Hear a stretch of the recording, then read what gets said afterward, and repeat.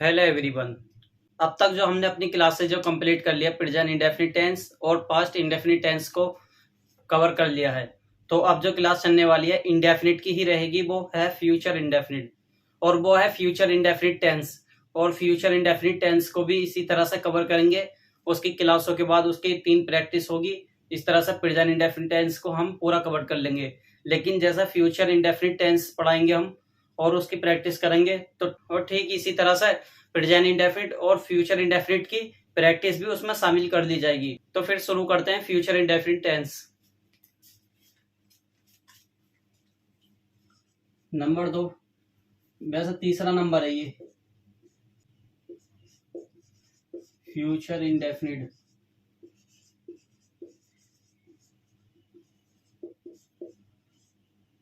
Future indefinite tense, इसकी पहचान की बात कर लेते हैं। आप बहुत से ये वाक्य अपनी लाइफ में बोलते होंगे, जैसे कि मैं कल स्कूल जाऊंगा, मैं कल मुरादाबाद जाऊंगा, मैं कल दिल्ली जाऊंगा, मैं कल खाना खाऊंगा, कल मैं शादी में जाऊंगा। इस तरह से बहुत सारे वाक्य बोलते हैं आप दिन में और डेली रूटीन में भी। यानी कि जिस वाक्य के अंत में गा गी गे आ जाता है वही फ्यूचर इंडेफिनिट वाक्य होता है। तो देखेंगे इसके बनाने के नियम कैसे होते हैं। तो देखिए,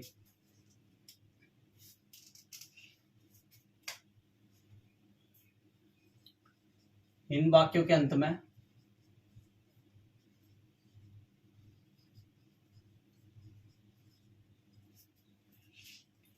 गा गी गे या गा गी गे मिलेगा, या फिर जैसा है कि इस तरह से भी शब्द जुड़ा हुआ आ जाएगा, जाएगा, खाएगा, नाचेगा, नाचेगा आदि। लेकिन इस शब्द के अंत में देखिए लास्ट में गा गा गी इस तरह से, या खाएगी नाचेगी इस तरह से गा गी गे लगा हुआ होगा।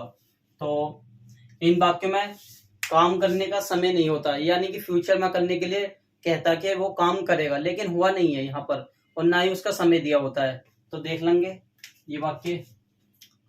ये वाक्य 3 प्रकार के होते हैं।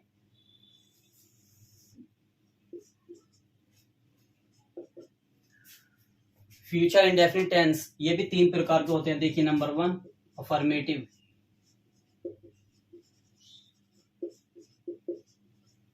अफर्मेटिव और नंबर 2 होता है निगेटिव।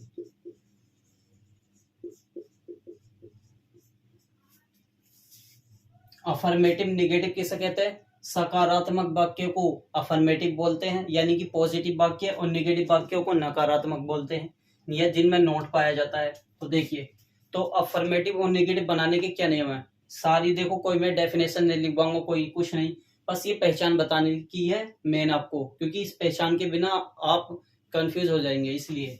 तो देखिए, हर टेंस बनाते समय कोई भी वाक्य हो, सब्जेक्ट 2 मिलते हैं उसमें, एक होता सिंगुलर, एक होता प्लूरल। ठीक, ये 2 सब्जेक्ट होते हैं और इन्हीं 2 सब्जेक्ट के अनुसार वाक्य बनते हैं। ठीक, और कभी कभी ऐसा होता है सब्जेक्ट में सब्जेक्ट को हाइड कर देते हैं, यानी छिपा देते हैं वाक्य में। तो देखिए, जब सब्जेक्ट क्या हो, सब्जेक्ट, देखिए जब सब्जेक्ट आई या वी हो, आई या वी हो सब्जेक्ट, तब उसके साथ जो हम हेल्पिंग वर्ब लेते हैं, हेल्पिंग वर्ब जो लेते हैं, इसके साथ हम आई वी के साथ सेल लेते हैं। सेल, सेल आती है, आई के साथ भी सेल आती है, वी के साथ भी सेल आती है। लेकिन यही आप देखिए ध्यान से, और जब सब्जेक्ट आई वी ना होकर, आई वी ना होकर बल्कि अन्य सब हो जाए, अन्य सब, अन्य अन्य सब कौन से ये, अब ये अन्य सब कौन से सब्जेक्ट है? देखिए, बिल्कुल सही बात है। तो पहले ये चीज देख लेते हैं, इसके साथ हेल्पिंग वर्ब क्या लगेगी? इसके साथ लगेगी विल। और अन्य सब के साथ, यानी कि एक चीज और लिख दूं मैं, देखिए आई और अन्य सब, अन्य सब, अब तुम कहोगे आई के साथ भी सेल आ रहा है, आई के साथ भी विल आ रहा है, और अन्य सब के साथ विल लेंगे, यानी कि वी के साथ सेल आता है, वी के साथ सेल आता है, विल नहीं आता है, इतना तो आप कह सकते हैं। तो ठीक, देखिए हमारे जो सब्जेक्ट होते हैं ना, ये एक तो ये होता I, we, you, he, she, it, they, सही है। तो ये कहते हैं, ये कह रहा है कि आई और वी के साथ सेल ले लो, हेल्पिंग वर्ब, और जो बचता है शेष अन्य, अन्य यानी कि दो व्यक्ति भी होंगे, तो दो व्यक्ति भी होंगे, तो इनके साथ भी हेल्पिंग वर्ब जो लेंगे, इनके साथ विल लेंगे, लेकिन यहाँ पे एक चीज और कही जाती कि आई भी हो, यानी कि इसके अंदर आई भी मिले तो आई को भी, आई के साथ भी विल लगा दो, आई के साथ सेल भी लगा दो, दोनों ठीक है। लेकिन अब मॉडर्न इंग्लिश में जो होता है ना, आई के साथ विल लगाते ज्यादातर, सेल नहीं लगाते, लेकिन लगाना गलत नहीं है, कभी आप लगाने गलत सोचे, गलत नहीं है। आई के साथ विल भी लगा दो, सेल भी लगा दो, दोनों में से कोई सा भी, लेकिन वी के साथ सेल ही लगता है, अन्य कुछ नहीं लगता। ऐसा नहीं कि वी के साथ विल लगा दे, नहीं, गलत हो जाएगा, और इनके साथ, सबके साथ विल लगता है। देखिए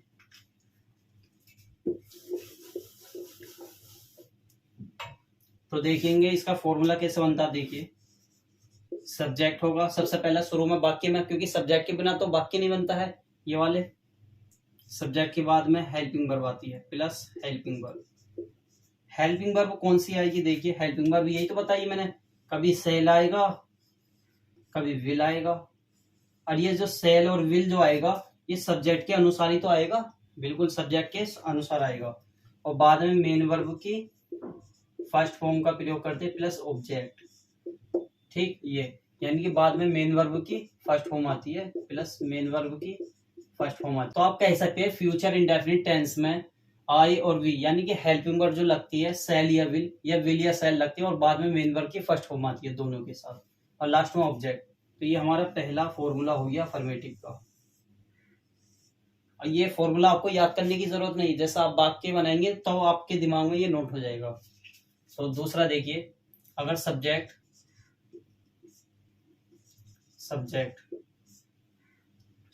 क्या हो, देखिए सब्जेक्ट आई हो या फिर वी हो, ऐसी आई हो या अन्य सब हो, अन्य सब अभी जो मैंने दिखाए थे, एक मिनट अभी लिखवाऊंगा वो मैं।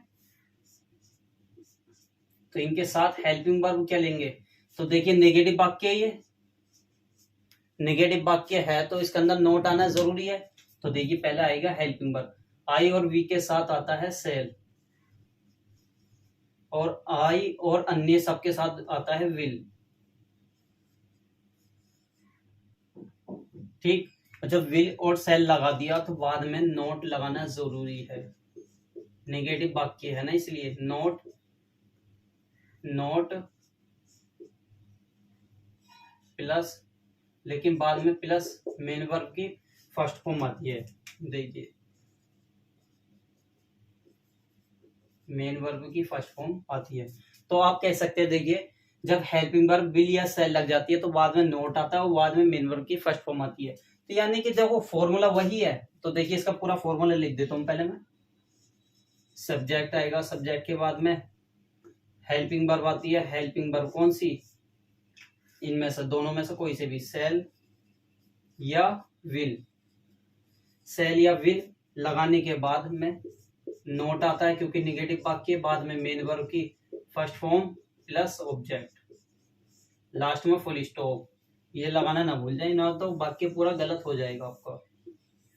तो ये देखिए पूरा का पूरा फॉर्मूला एक सही है, बस यहाँ पे इसके बाद में नोट जुड़ा हुआ है, देखिए आप वहां पर पूरा सेम वाक्य है, यानी कि इसी तरह से बनेंगे वो।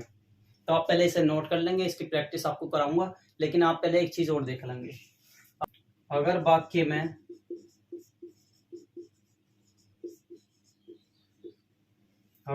में कभी नहीं शब्द मिल जाए, तो कभी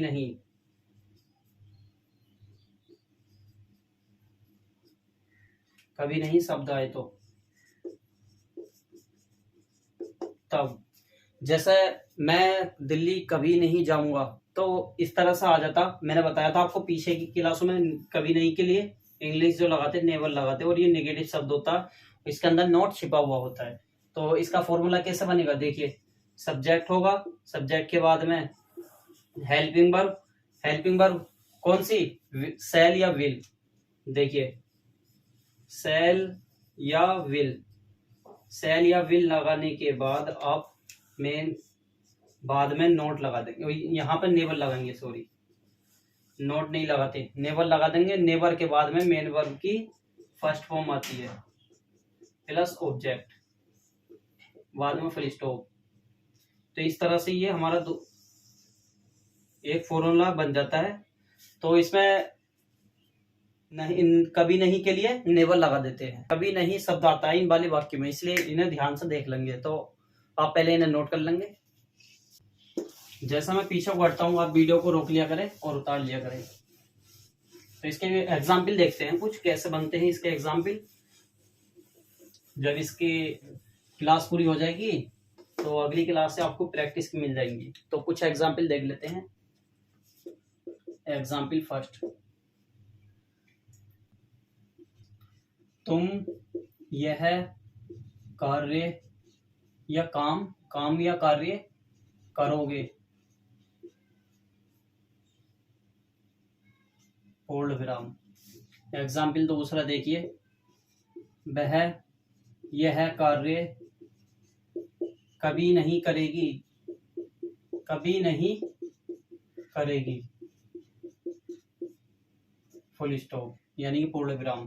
तो एग्जाम्पल तीसरा देखिए, वह ये बे कर दो इसमें, बे यह कार्य हमेशा करेंगे।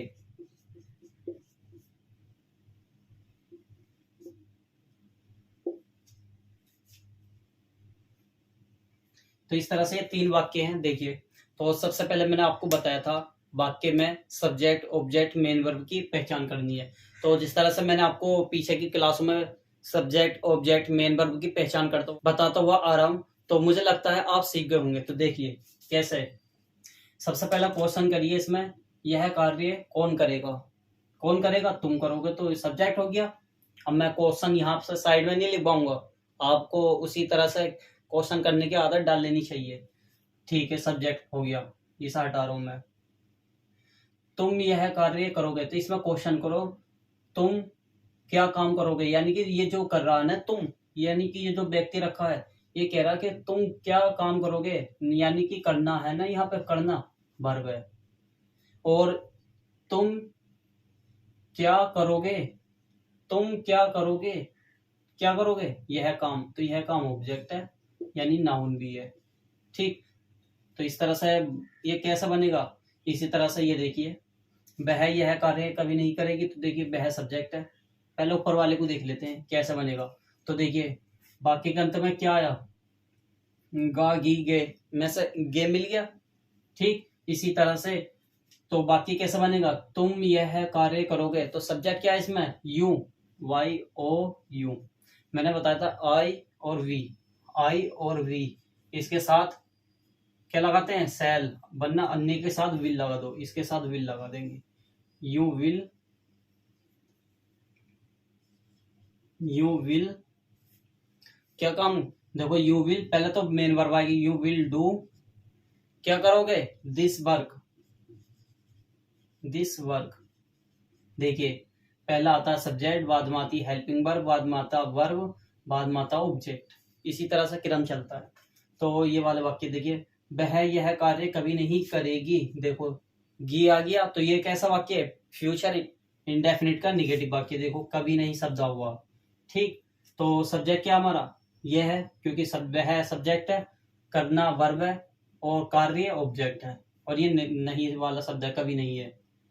तो देखेंगे लड़की है ये, तो इसके लिए सी लगेगा, वह अपना कार्य कभी नहीं करेगी, वह यह कार्य कभी नहीं करेगी, तो इसके लिए सी लगता है, तो सी, और इसके हेल्पिंग वर्ब क्या लगेगी, विल। मैंने बताया था विल लगा दो, आई और वी हो तो सेल, अन्य के साथ विल, और लेकिन बाद में नोट आएगा, नोट यानी कि कभी नहीं की स्पेलिंग आएगी।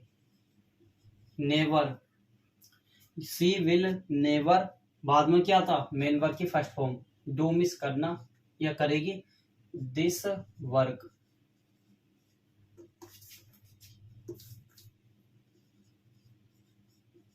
Full stop. इसी तरह से देखिए देखिए ये वाला वाक्य देखिए, वे यह कार्य हमेशा करेंगे, वे यह कार्य हमेशा करेंगे, यानी बहुत सारे लोग हैं, अब उनसे कहा जा रहा है कि वे यह कार्य जो हमेशा करेंगे, तो इसकी सब्जेक्ट है ये, और करना वर्ब है, और कार्य तो ऑब्जेक्ट ही है, और ये क्या है, एडवर्ब हमेशा। मैंने बताया था इसका स्थान मेन वर्ब से पहला होता है। तो दे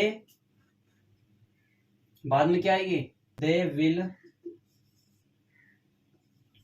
ऑलवेज, क्योंकि देखो बाद में एडवर्ब आ जाएगी, क्यों आ जाएगी, क्योंकि ये मेन वर्ब से पहला आती है, बाद में मेन वर्ब की फर्स्ट फॉर्म आती है। देखिए विल के साथ मेन वर्ब की फर्स्ट फॉर्म, और फिर बाद में आता है ऑब्जेक्ट, दिस वर्क, लास्ट में फुल स्टॉप। तो इस तरह से ये हमारे वाक्य बनेंगे। तो इसकी जो प्रैक्टिस मिलेगी आपकी आगे वाली क्लासों में मिलेगी, लेकिन इसका एक पार्ट और रह गया इंट्रोगेटिव का, तो वो अगली वाली वीडियो में मैं कराऊंगा। तो फिर चैनल को सब्सक्राइब करें, वीडियो को लाइक करें, शेयर करें, दूसरों तक पहुंचाएं। तो फिर मिलेंगे अगली वीडियो में।